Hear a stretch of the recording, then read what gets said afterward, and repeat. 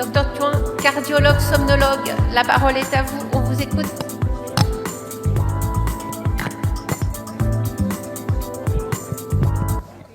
Bonjour, je suis enchanté d'être avec vous aujourd'hui, avec tous mes amis. Alors, on va partir évidemment je vais parler du symptôme dans le monde cardiologique, mais pas que, vous le verrez. Et puis, on va partir d'un constat du caractère insidieux des pathologies cardiométaboliques. Et en conséquence de la nécessité d'une écoute, d'une prise en charge particulière du symptôme et surtout d'aller identifier ce symptôme. Alors, je vous présente Sir William Osler. Merci, Danny. Et voilà, le père de la médecine clinique auprès du patient. Voilà, c'était un personnage assez unique.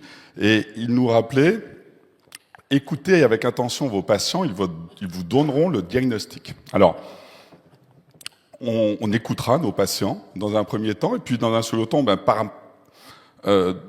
de temps en temps, il faudra aller chercher au-delà du symptôme néanmoins, bien évidemment, et on verra tout l'intérêt, l'efficacité d'un traitement multimodal, et je serai, je pense, dans le continuum de Danny sur le sujet.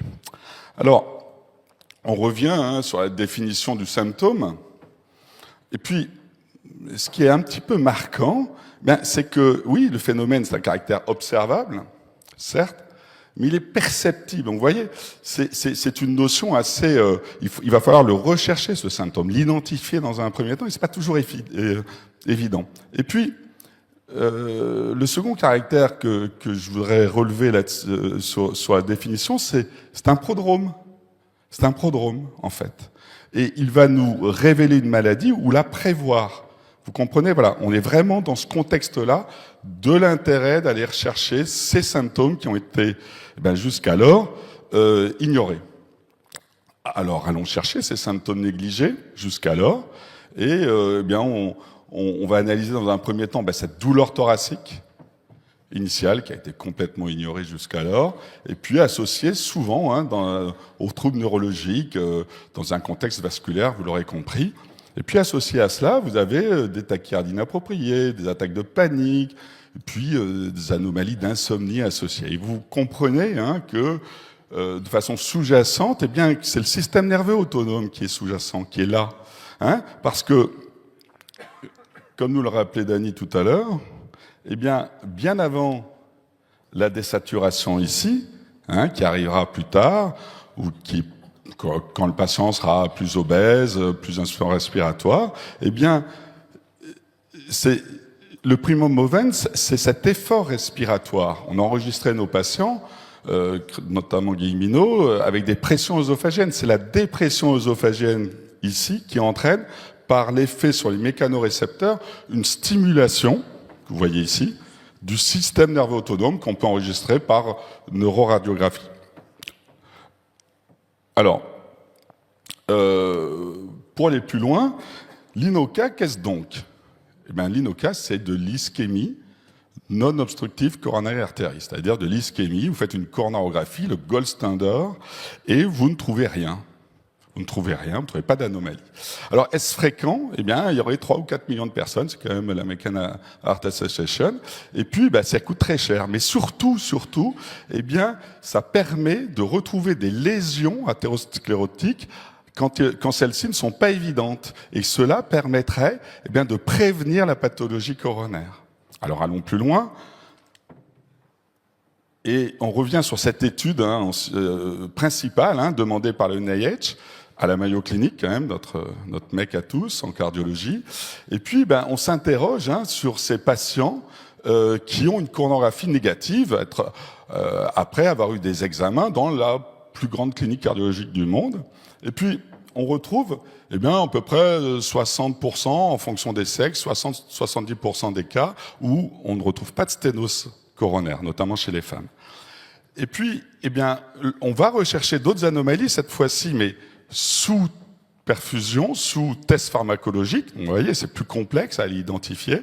Et on va retrouver 64% d'anomalies. Alors, quelles sont ces anomalies ? Vous avez les anomalies de dysfonction endothéliale, je vais y revenir, qui représente la majorité. et puis qui, en termes pronostiques, eh bien en fait, est-ce que c'est une incidence pronostique, oui ou non, c'est vraiment tout le sujet. Eh bien, il semblerait que chez les femmes notamment qui présentent de l'hypertension, on a un risque cardiovasculaire multiplié par 7, il en est de même aussi chez les hommes potentiellement. Et puis l'autre pathologie associée n'est plus une pathologie fonctionnelle, on le verra, mais une pathologie en fait structurelle, où vous avez une sténose, certes, non pas des gros troncs artériels, mais des micro-vaisseaux. On est dans une anomalie microvasculaire. Et cette anomalie, au-delà des dysfonctions artérielles qu'on a vues, cette anomalie microvasculaire, qu'on ne voit pas en coronarographie parce que ce sont des vaisseaux plus petits, eh bien, aboutit à un risque cardiovasculaire. Regardez, dans cette grande étude WISE américaine, qui passe une mortalité à 10 ans, qui passe de 2,8 à 13%. Et puis, dans cette grande étude dans Circulation, de 0,4 à 3,3%. Vous voyez toute l'incidence d'aller rechercher ces anomalies chez nos patients. Alors, je vous l'avais promis, qu'est-ce donc que l'autre pathologie? L'anomalie microvasculaire, mais la dysfonction endothéliale, je vous en parle assez fréquemment néanmoins. Physiologiquement, vous avez le vaisseau ici, vous avez la lumière, et là vous avez les cellules endothéliales. Eh bien, physiologiquement, l'augmentation du flux entraînera une stimulation de la hainotransférase. Et la hainotransférase produit du monoxyde d'azote, qui est le plus fort vasodilatateur, qui va aboutir justement, juste en dessous, sur les cellules musculaires lisses, en créant une vasodilatation. Alors, quel est le rapport avec l'apnée du sommeil? Vous l'avez ici, sur cette étude, chez l'humain. Eh bien, lorsque vous faites de l'apnée du sommeil, eh bien, au lieu de produire du NO, la hainotransférase, en fait, est découplée, présente une anomalie, en fait, et sécrétera non pas du NO, mais du NO-. On est dans le fameux stress oxydatif dont on parle sans bien comprendre les sujets. Et ce stress oxydatif entraînera non pas une vasodilatation, mais une vasoconstriction. Voilà. Donc, c'est ce que vous avez ici, le NO- qui va devenir qui va disparaître sous l'effet de la PPC, et ce NO qui va revenir sous l'effet de la PPC chez l'humain. Donc on a bien vu les anomalies microvasculaires, les anomalies de dysfonction endothéliale sur les gros vaisseaux épicardiques cardiaques, et puis ça fait quelques années que je m'intéresse au sujet, et puisqu'on fait une étude, avec Dany notamment, et surtout, une étude vient de sortir déjà, une étude australienne qui retrouve sur 22 patients en coronographie, qui va rechercher justement les anomalies épicardiques ou de microcirculation, et qui retrouve quand même un odd ratio de cette apnée du sommeil dans un chiffre absolument à 53. Donc ça demande, c'est une étude pilote, ça demande évidemment d'être confirmé. Et puis au-delà de ça, je voudrais illustrer justement toute l'importance d'aller chercher chez nos patients ces symptomatologies, ces symptômes de douleur thoracique. Et je vous présente une patiente que j'ai vue il y a 8 jours. Voilà, donc c'est pas aussi rare que cela. Celle-ci. Et puis cette patiente se présente pour des malaises limite syncope répétitifs depuis 1 an. Vincent Puel, tu connais un peu le sujet, il me semble. Et ça fait 10 ans donc ça fait 1 an, 2 ans qu'elle a répété 10 ou 15 événements. Elle a consulté l'ensemble des cardiologues de la région, sans espoir. Et puis je la vois avec un dossier comme ça derrière. Je lui dis, vous avez d'autres antécédents? Ah oui, docteur.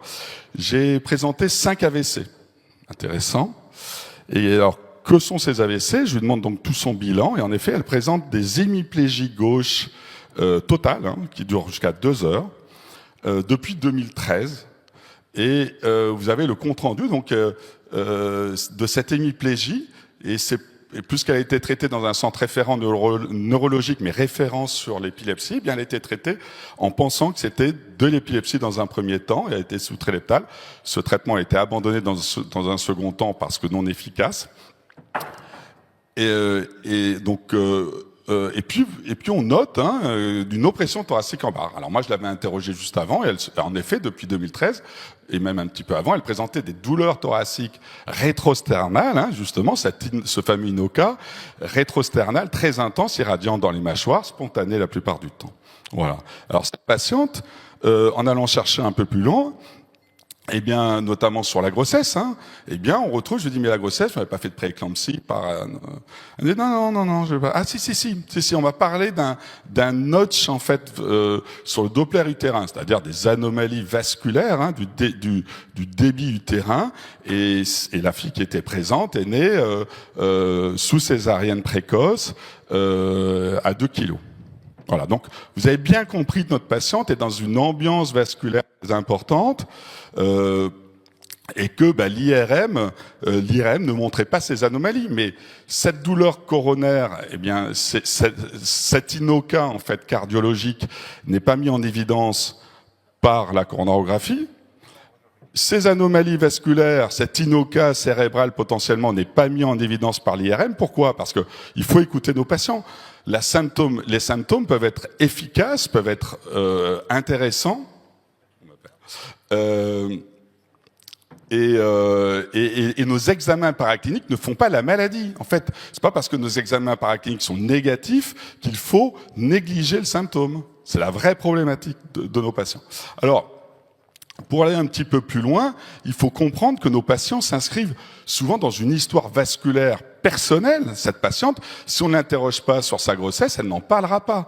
Si on ne l'interroge pas sur d'autres sujets, on ne saura pas que son père a fait une coronaropathie à 35 ans. Parce que c'est ces patients qu'on voit en cardiologie. Il faut comprendre ces anomalies vasculaires précoces. Et puis, ce qui est très important de comprendre dans cette étude qui vient de sortir dans Frontier Physiology, c'est que cette dysfonction endothéliale, elle est médiée, même dans un modèle murin en hypoxie, elle est médiée par le système nerveux autonome, encore une fois. Donc on y revient, le système nerveux autonome repasse, et notamment la noradrénaline. Or, la noradrénaline a 2 récepteurs.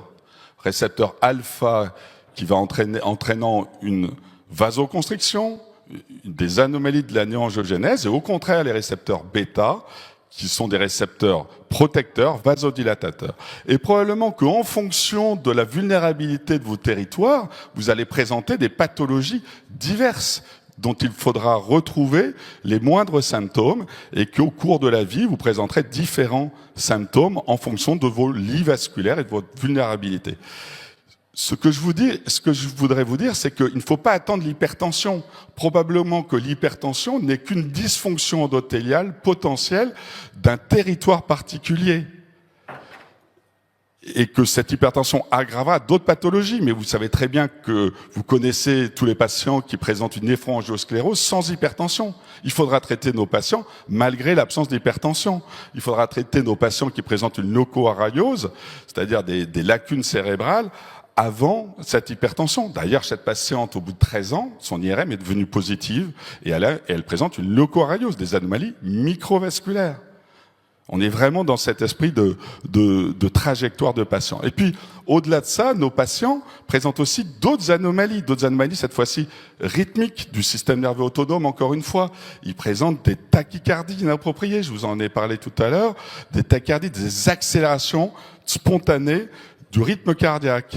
Et beaucoup de patientes arrivent avec ce diagnostic de spasmophilie, d'attaque de panique, avec, regardez, elles ont une accélération brutale de la fréquence cardiaque, elles ont des sueurs, des tremblements, des douleurs thoraciques. Assez étonnamment, ces patientes-là, parmi celles-ci, il faudra les identifier, beaucoup présentent une vie tout à fait adaptée, elles se sentent tout à fait bien dans leur vie et elles n'ont aucune pensée négative avant ces symptômes, avant ces attaques de panique. Et quand on les traite, eh bien ces symptômes, cette fameuse spasmophilie disparaît. Donc il faudra identifier, il reste du travail pour savoir quels sont ces patients qui sont en relation avec ce système nerveux autonome. Et puis on parle de système nerveux autonome, on arrive sur le COMISA. Ces patients aussi qui ont du mal à dormir, qui sont extrêmement stressés, etc., dont nous a très bien parlé Kelly tout à l'heure. Et jusqu'en 2017, on ne pouvait pas, il n'était pas recommandé d'enregistrer ces patients en polysomnographie. C'était au mieux les TCC, au pire les benzodiazépines. Alors Christian Guilleminault, évidemment, en 73, avait déjà proposé encore une fois la première étude sur le sujet, parce qu'il avait déjà compris la chose. Et probablement, sur cet équilibre, c'est la pesée de l'âme ou la pesée du cœur dans l'égyptologie, eh bien que la symptomatologie de nos patients au cours du temps va évoluer, et cette symptomatologie résulte de deux paramètres: la fragmentation du sommeil, fragmentation que vous voyez en polysomnographie, qui va les épuiser, qui va les fatiguer, mais aussi contrebalancée par cette stimulation du système nerveux autonome. Et nos patients peuvent très bien, quand on interroge beaucoup de ces patients qui sont devenus des commissars, eh bien quand on les interroge, ah non mais quand j'avais 25 ans, j'étais une très bonne dormeuse, d'accord? Qu'est-ce que vous appelez très bonne dormeuse? Eh ben je dormais 12 heures. Donc vous voyez qu'on est passé d'un stade à un autre, et en interrogeant nos patients, eh bien, on va pouvoir retrouver des anomalies. Et pourtant, comme nous le précisait encore une fois Kelly, ces patients-là représentent beaucoup de nos patients, une proportion non négligeable de nos patients en cardiologie, et pour cause, le risque cardiovasculaire est très augmenté, beaucoup plus que sur l'insomnie, ou même que en apnée du sommeil. Donc les commissars, il faut vraiment les mettre en évidence chez nos patients. Et puis, au-delà de ça, eh bien, vous voyez, là, on a parlé des symptômes qu'il faut identifier. Il en existe d'autres. Je vous invite à en découvrir bien d'autres. Mais au cours de l'histoire, ces symptômes peuvent disparaître, peuvent être plus fins, plus difficiles à trouver, voire disparaître.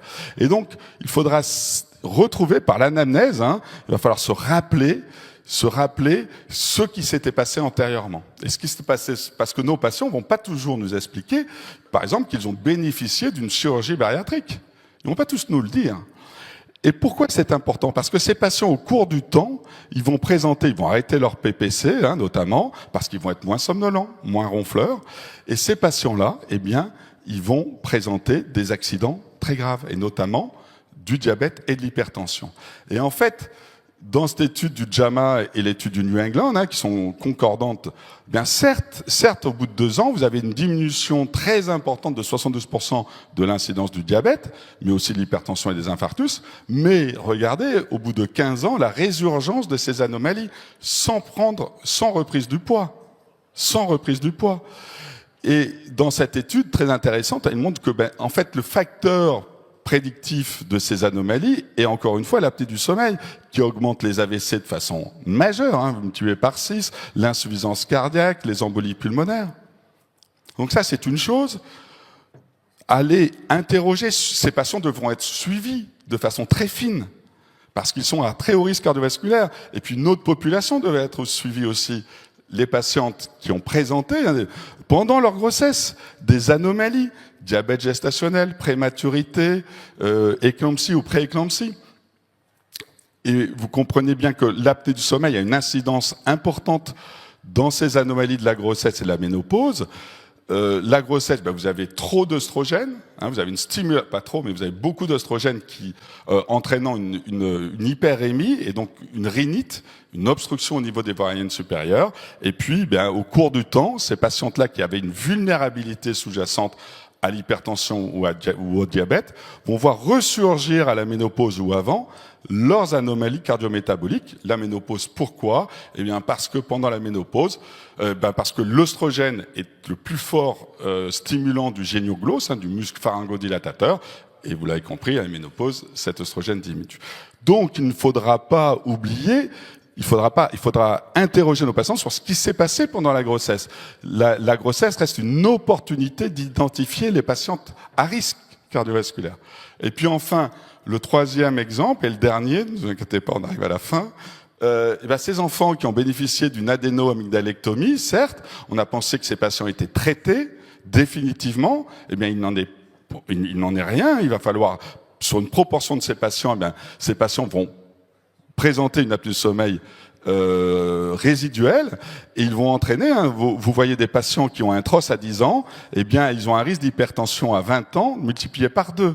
Vous avez une insulinorésistance post-adénoamygdalectomie dépendant de leur IH résiduel. Donc ces patients-là, il faudra d'une part les surveiller, vérifier qu'il n'y a plus d'apnée du sommeil, d'une part, et d'autre part, il faudra les suivre au fur et à mesure du temps. Ce que nous rappelait encore une fois Christian Guilleminault sur le continuum entre les anomalies les anomalies de l'apnée du sommeil dans l'enfance et chez l'adulte.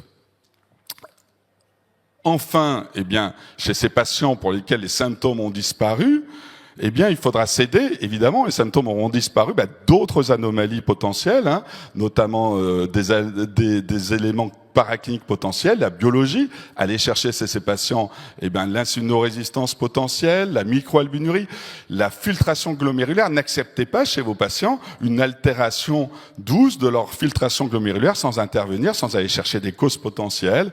Et puis l'épaisseur, non pas intima média, mais intima, hein, qui est un examen assez simple en échographie, et qui montre notamment ces femmes qui ont présenté une prééclampsie ont une épaisseur intima d'une femme de 70 ans. Certes, 10 ans, un an après leur prééclampsie, elles ont toujours une anomalie de cette épaisseur intima qui correspond à une femme de 10 ans plus âgée. Et puis, le cardiologue a aussi son rôle dans la recherche des troubles du remplissage, qui aboutira soit à une hypertension, qui est en relation soit avec une hypertension nocturne, soit avec une dépression intrathoracique, et donc un effort ventriculaire plus important. On va rechercher aussi les dilatations de l'aorte, et en effet, et encore une fois, en attendant le topo d'Alexandre, l'IRM cérébral et tout son intérêt. Alors, maintenant qu'on a identifié tous ces symptômes, il va falloir les traiter de façon holistique, avec notamment les TCC. Encore une fois, il va falloir mais aussi la kinéolinguale, l'activité physique, puisque vous avez un phénotype. De ce phénotype entraînera un traitement, mais celui-ci dépend aussi de l'endotype, du mécanisme physiopathologique et encore une fois du génotype, bien évidemment. Enfin, on revient au système nerveux autonome. Il faudra traiter nos patients aussi en fonction de leur système nerveux autonome. Et probablement, justement, ça c'est toutes les dernières études qui mettent en évidence notamment les études de Boston, entre ces deux patients qui présentent, alors là c'est caricatural parce que c'est de l'apnée, mais on a souvent nous plutôt des patients qui font de l'hypopnée ou du RERA, eh bien vous avez une augmentation de la fréquence cardiaque post-événement respiratoire. Et en fait, traiter les patients qui ont un petit événement, qui a une petite augmentation de la fréquence cardiaque post-événement, ça n'est pas utile chez les patients notamment qui ne sont pas somnolents. Ça, c'est les études RICADSA, etc., qui ont été reprises par cette équipe.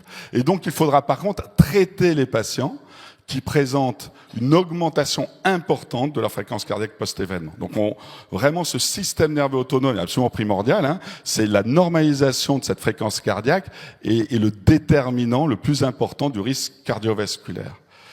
Et il faudra le diminuer, soit justement, comme l'a expliqué Dany, en traitant les pressions de PPC de façon adéquate sur les RERA, mais aussi probablement sur l'effort respiratoire, en diminuant le stress extérieur par les TCC, par les modifications de mode de vie, mais aussi en traitant les jambes sans repos, et Alexandre vous en parlera bientôt. Et pour bien étudier cela, eh bien, il faudra peut-être arrêter les bêta-bloquants, bien sûr en dehors du post-infarctus, pour ne pas cacher ces signes, ces prodromes potentiels. Il en est de même peut-être sur la somnolence, de traiter justement, c'était le sujet de tout à l'heure, mais aussi de traiter de l'insomnie par les médicaments, alors que l'insomnie peut être aussi révélateur, avec les nouvelles molécules qui arrivent, d'une anomalie du système nerveux autonome. Voilà, mais le débat reste ouvert, et je vous remercie de m'avoir écouté.